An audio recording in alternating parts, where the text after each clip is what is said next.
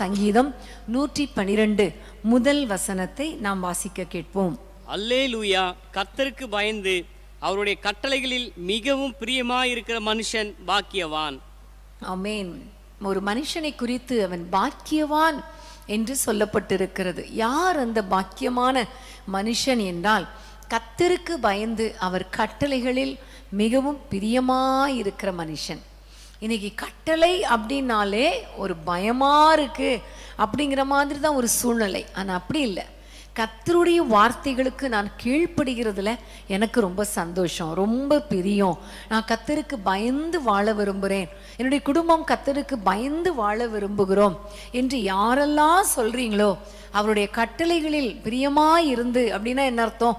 அவருடைய கட்டளைகளின்படி நடக்க யாரெல்லாம் உங்களை ஒப்பு கொடுத்திருக்கிறீங்களோ அவர்களை குறித்து ஆண்டவர் சொல்லுகிறார், அவர்கள் பாக்கியவான்கள். ஆமேன். இன்றைக்கு நம்ம எல்லாம் ஆண்டவரிடத்தில் ஒப்பு கொடுக்க போறோம். ஆண்டவரே, எங்களை அர்ப்பணிக்கிறோம் அப்பா, நாங்கள் உமக்கு பயந்து நடப்போம், உம்முடைய பிரசன்னத்தை காத்துக்கொள்வோம், உம்முடைய வழிகளில் நடப்போம், உம்முடைய கட்டளைகளிலே நாங்கள் பிரியமா இருப்போம் என்று சொல்லி ஆண்டவரை நோக்கி எல்லாரும் ஜெபிக்கலாமா? ஆமென். எல்லார் கைகளை உயர்த்தி இந்த வசனத்தை பிடித்து நம்ம ஜெபம் பண்ண போறோம். அன்பின் ஆண்டவரே, உம்மை நன்றியோடு நாங்கள் துதிக்கிறோம் அப்பா. யாரெல்லாம் உமக்கு பிரியமான வாழ்க்கை வாழணும்னு விரும்புகிறாங்களோ, உம்முடைய வசனத்தின்படி வாழ விரும்புகிறாங்களோ, அவர்கள் எல்லாரையும் கர்த்தர் கண்ணோக்கி பார்ப்பீராக. உம்முடைய பிள்ளைகளை ஆசீர்வதிப்பீராக. ஒரு பரிசுத்த வாழ்க்கை வாழ, உமக்கு பிரியமான வாழ்க்கை வாழ, உமக்கு பயப்படுகிற வாழ்க்கை வாழ கர்த்தர் கிருபை பாராட்டுங்க ராஜா. ஆண்டவரே, உம்முடைய பிள்ளைகள் ஒரு நீதிமானின் சந்ததியாய் வரும்படி கர்த்தர் கிருபை பாராட்டுவீராக நாங்கள் ஜெபிக்கிறோம் அப்பா. உம்முடைய கரத்திலே ஒப்பு கொடுக்கிறோம். ஒவ்வொரு குடும்பங்களும் ஆசீர்வதிங்க, ஒவ்வொருடைய பிள்ளைகளை ஆசீர்வதிங்க. குடும்பம் குடும்பமாய் உமக்கு பிரியமான வாழ்க்கை வாழ, உமக்கு பயந்து வாழ, அப்படிப்பட்ட ஒரு பாக்கியமுள்ள குடும்பமாய் வாழ கர்த்தர் கிருபை பாராட்டுவீராக. எங்கள் ஜெபத்தை கேட்டதற்காய் ஸ்தோத்திரம். இயேசுவின் நாமத்தில் பிதாவே, ஆமென், ஆமென். உமக்கு பயந்து உம் நாமம் தியானிப்போரை உமக்கு சேர்த்திடவே சரி வருவே. உமக்கு பயந்து உம் நாமம் தியானிப்போரை உமக்கு சேர்த்திடவே சரி வருவே. உமது சம்பத்தை கடாட்சிக்கும் நாளில் உம்மோடு இயேசுவே நான் சீயோடு சேர்ந்திடுவே. உமது சம்பத்தை கடாட்சிக்கும் நாளில் உம்மோடு இயேசுவே நான் சீயோடு சேர்ந்திடுவே. இயேசுவே இரண்டின் பட்சமானவன், எனக்கு எதிராயிருப்பவன் யார்? இயேசுவே இரண்டின் பட்சமானவன், எனக்கு எதிராயிருப்பவன் யார்? நல்லாயிரம் நீரே, நல்லேயரும் நீரே, என் பாதை காட்டி காத்திடும் என் தெய்வமும் நீரே. நல்லாயிரம் நீரே, நல்லேயரும் நீரே, என் பாதை காட்டி காத்திடும் என் தெய்வமும் நீரே. ஆமென். ஹல்லேலூயா. கர்த்தருக்கு ஸ்தோத்திரம். 112 சங்கீதம் 2 வசனத்தை நம்ம வாசிக்க கேட்போமா? 2 வசனம். அவன் சந்ததி பூமியில் பலத்திருக்கும், செம்மையானவரின் வம்சம் ஆசீர்வதிக்கப்படும். ஆமென். கர்த்தருக்கு பயந்தவருடைய கட்டளைகளில் பிரியமாய் இருக்கிறவருடைய சந்ததி பூமியில் பலத்திருக்கும், செம்மையானவருடைய வம்சம் ஆசீர்வதிக்கப்படும். ஹல்லேலூயா. கர்த்தருக்கு ஸ்தோத்திரம். பாருங்க, ஆபிரகாமை பார்த்து ஆண்டவர் சொன்னார், உன் சந்ததி பூமியில் பலத்திருக்கும். அவன் ஆண்டவருடைய வார்த்தைகளுக்கு கீழ்ப்படிந்த ஒரு மனிதனாய் இருந்தபடியால் தலைமுறை தலைமுறையாய் அவனுடைய சந்ததி ஆசீர்வதிக்கப்பட்டது. ஈசாக்கின் சந்ததி, யாக்கோபின் சந்ததி, யோசேப்பின் சந்ததி, மொத்தத்துல இஸ்ரவேல் புத்திரர் சந்ததி சந்ததியாய் ஆசீர்வதிக்கப்பட்டார்கள். அவர்கள் பூமியில் பலத்திருந்தார்கள். இன்னைக்கு நம்ம ஆண்டவரை நோக்கி கேட்க போறோம், ஆண்டவரே, எங்கள் சந்ததி ஆசீர்வதிக்கப்படுவதாக. ஆண்டவரே, எங்களுடைய சந்ததி பெருகட்டும், எங்களுடைய சந்ததியை நீர் ஆசீர்வதிப்பீராக. கர்த்தாவே, நீர் எங்களை ஆசீர்வதியும், குடும்பம் குடும்பமாய் ஆசீர்வதியும் என்று சொல்லி ஆண்டவருடைய கரத்தில் ஒப்பு கொடுத்து ஜெபம் பண்ணலாமா? நம்முடைய குடும்பத்தில் தலைமுறை தலைமுறையாய் கர்த்தர் ஆசீர்வதிக்க போகிறார். எல்லா குடும்பத்தில் இருக்கிற குழப்பங்களை கர்த்தர் மாற்றி, திருமண தடைகளை மாற்றி ஆச்சரியமாய் நடத்த போகிறார். ஹல்லேலூயா. கர்த்தர் ஒரு வார்த்தை சொன்னா நிச்சயமா செய்து முடிப்பார். ஆகவே இந்த வார்த்தையை பிடித்து, ஆண்டவரே என்னுடைய சந்ததி ஆசீர்வதிக்கப்படுவதாக என்று சொல்லி எல்லாரும் கேட்கலாமா? ஹல்லேலூயா. அப்பா உமக்கு ஸ்தோத்திரம் கர்த்தாவே. இந்த வசனத்தின்படி எங்கள் குடும்பங்கள் தழைத்து ஓங்கட்டும் அப்பா, பெருகட்டும் அப்பா, ஆசீர்வதிப்பீராக. சந்ததிகள் பலத்திருக்கட்டும் கர்த்தாவே. ஆபிரகாமை ஆசீர்வதித்தவரே, ஈசாக்கின் குடும்பங்களை ஆசீர்வதித்தவரே, யாக்கோபின் சந்ததியே, இஸ்ரவேலின் சந்ததி ஆசீர்வதித்தவரே, ஆண்டவரே என்னோடு இணைந்து யாரெல்லாம் ஜெபிக்கிறாங்களோ அவர்கள் சந்ததி பெருகட்டும், அவர்கள் சந்ததி வாழ்ந்து சுகமாய் இருக்கட்டும் அப்பா. ஆண்டவரே தடைகள் மாறட்டும், திருமண தடைகள் மாறட்டும், ஏற்ற நேரத்தில் அற்புதங்கள் நடக்கட்டும், குழந்தை பாக்கியம் உண்டாவதாக ராஜா. அற்புதங்களை கத்த செய்வீராக நாங்கள் ஜெபிக்கிறோம் அப்பா. தலைமுறை தலைமுறையாய் தன்னுடைய சந்ததியை காணட்டும் அப்பா. சந்ததி பலத்திருக்கட்டும் அப்பா. பிள்ளைகள் ஆசீர்வாதமாய் இருப்பார்களாக. பிள்ளைகள் வாழ்க்கை செழிக்கட்டும் அப்பா. தழைத்து ஓங்கட்டும் அப்பா. ஒவ்வொரு குடும்பங்களையும் ஆசீர்வதிப்பீராக. ஆண்டவரே யார் யார் பாரத்தோடு வேதனையோடு உம்மை நோக்கி பார்த்து கொண்டிருக்கிறாங்களோ அவர்களை ஆசீர்வதிங்க அப்பா. என்ன பிரச்சனையோடு இருக்கிறாங்களோ அந்த பிரச்சனைகளை மாற்றி இவர்கள் சந்ததி தழைக்கும்படி, சந்ததி பெருகும்படி, சந்ததி ஆசீர்வதிக்கும்படி கர்த்தர் கிருபை பாராட்டுவீராக. இயேசுவின் நாமத்தில் பிதாவே, ஆமென், ஆமென். பூமியின் வம்சங்கள் உனக்குள் சந்ததிக்குள் ஆசீர்வதிக்கப்படும். ஆசீர்வாத வாய்க்காலாக என்னை மாற்றினீரே.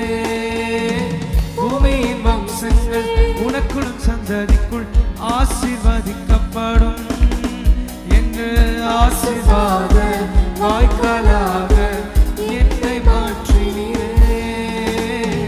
சொன்னதை செய்யும் அளவும் என்னை கைவிடவே மாட்டேன். எனக்கு சொன்னதை செய்யும் அளவும் என்னை கைவிடவே மாட்டேன். இது வானத்தின் வாசல். ஏசையா ஆசீர்வாதத்தின் வாசல்.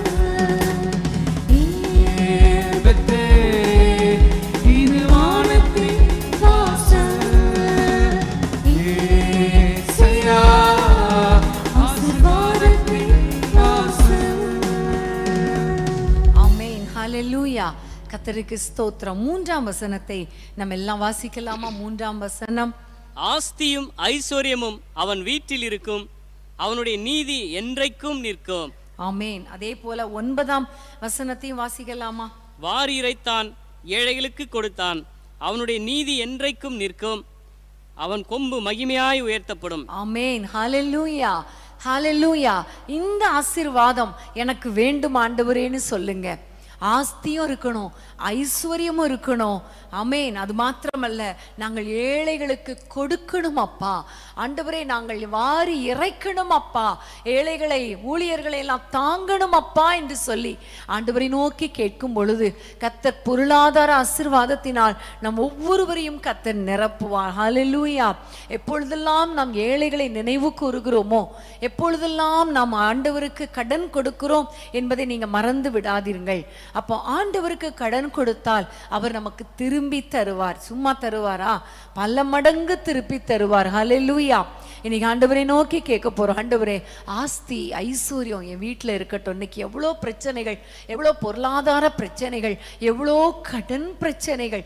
எங்களுக்கு வர்ற மெசேஜஸ் பார்த்தீங்கன்னா 18 லட்சம் கடன், 1 கோடி கடன், 80 லட்சம் கடன், 85 லட்சம் கடன். இப்படி ஒரு பக்கம், இன்னொரு பக்கம் 1,10,000 கடன், 50,000 கடன், 15,000 கடன். அது கூட எங்களால கட்ட முடியல, அடைக்க முடியல. இன்னும் நிறைய ஜுவல்ஸ் எல்லாம் பேங்க்ல இருக்கு, அதை திருப்ப முடியல. இப்படியெல்லாம் நிறைய பேர் மெசேஜ் அனுப்புறது ஒரு பக்கம். இன்னொரு பக்கம் பார்த்தீங்கன்னா அடிப்படை தேவைகள் கூட சந்திக்கப்பட முடியலையே. இன்னைக்கு ஆண்டவரை பார்த்து கேட்க போறோம். ஆண்டவரே, எங்கள் குடும்பங்களை ஆசீர்வதிங்க, எங்களுடைய கைகளின் பிரயாசங்களை ஆசீர்வதிங்க. நாங்கள் உங்களுக்கு பயந்து வாழ்கிறோம் அப்பா. எங்கள் வீட்டில் ஆஸ்தி ஆஸ்தியும் ஐஸ்வர்யமும் இருப்பதாக, தங்கி இருப்பதாக நாங்கள் மீதி எடுத்து ஆண்டவரே ஏழைகளுக்கு கொடுக்கணும். அப்படிப்பட்ட ஒரு ஆசீர்வாதத்தை எங்களுக்கு தாரும் என்று சொல்லி ஆண்டவரை நோக்கி கேட்போம். அன்பின் ஆண்டவரே, என்னோடு கூட இணைந்து ஜெபித்து கொண்டிருக்கிற ஒவ்வொரு தேவ பிள்ளைகள் வீட்டிலும் உம்முடைய ஆசீர்வாதம் இறங்கி வரட்டும் அப்பா. ஆஸ்தியும் ஐஸ்வர்யமும் அவர்கள் வீட்டிலே இருக்கட்டும் அப்பா, தங்கட்டும் அப்பா.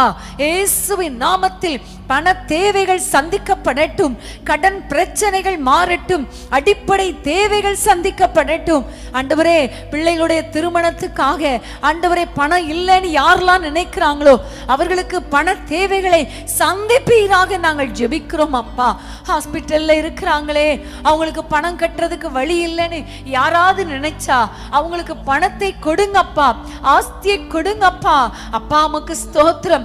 ஏழைகளுக்கு கொடுக்க ஆசை, ஊழியத்தை தாங்க ஆசை, ஆனா என்கிட்ட பணம் இல்லையேன்னு யாரெல்லாம் நினைக்கிறீங்களோ ஆண்டவரே, நினைக்கிறாங்களோ அவர்களுக்கெல்லாம் ஆண்டவரே ஆச்சரியமாய் ஆஸ்தியை கொடுப்பீராக, ஐஸ்வர்யத்தை கொடுப்பீராக. இயேசுவின் நாமத்தில் கர்த்தர் அற்புதங்களை செய்ய வேண்டும் என்று நாங்கள் ஜெபிக்கிறோம். கிருபையாய் நீர் காத்துக்கொள்ளும், பெரிய காரியங்களை செய்யும். கடன் பிரச்சனைகள் மாறட்டும், வேலை இல்லாத பிள்ளைகளுக்கு வேலை தாரும், சம்பள உயர்வை தாரும், ப்ரமோஷன் தாரும், அடிப்படை தேவைகளை சந்தியும் அப்பா. வீடு கட்டி கொண்டிருக்கிற பிள்ளைகளுக்கு அற்புதங்களை செய்வீராக ராஜா. அப்பா உமக்கு ஸ்தோத்திரம் அப்பா. நம்முடைய பிள்ளைகள் ஆசீர்வாதமாய் இருப்பார்களாக, தேசத்திலே ஆசீர்வாதமாய் இருப்பார்களாக என்று நாங்கள் ஜெபிக்கிறோம். அவர்கள் வீடுகளிலே நீ இந்த வசனத்தின் படி, இந்த வாக்குத்தத்தத்தின் படி ஆஸ்தியும் ஐஸ்வர்யமும் தங்குவதாக, இயேசுவின் நாமத்தில் பிதாவே, ஆமென் ஆமென். தேசத்தில் நான் ஆசீர்வாதமாயிருப்பேன், வேலையிலும் ஆசீர்வாதமாயிருப்பேன். தேசத்தில் நான் ஆசீர்வாதமாயிருப்பேன், வேலையிலும் ஆசீர்வாதமாயிருப்பேன். என் வீட்டில் ஆகாரம் குறையில்லையே, என் தேவைகள் ஒன்றும் தடையில்லையே. என் வீட்டில் ஆகாரம் குறையில்லையே, என் தேவைகள் ஒன்றும் தடையில்லையே. இந்த தேவனால், இந்த தேவனால் நிச்சயம் நான் ஆசீர்வாதம் பெற்றுக்கொள்ளுவேன். உந்தன் வசனம் கைக்கொள்ளுவேன் நான், உந்தன் வழிகளில் நான் நடந்திடுவேன். இந்த தேவனால், இந்த தேவனால் நிச்சயம் நான் ஆசீர்வாதம் பெற்றுக்கொள்ளுவேன்.